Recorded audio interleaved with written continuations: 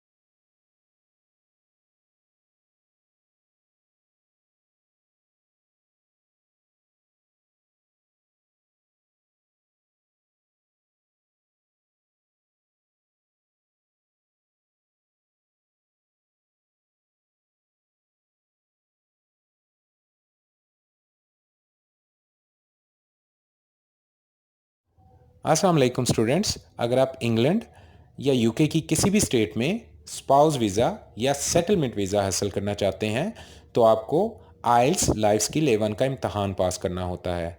इस इम्तहान में 100% कामयाबी के लिए की इंग्लिश वर्कबुक एक बहुत अच्छा इंतखाब है। ये वाहिद किताब इस वक्त अवेलेबल है जिसके अंदर इम्तहान में पूछे गए सारे सवालात उर्दू टू इंग्लिश और इंग्लिश टू उर्दू मौजूद हैं।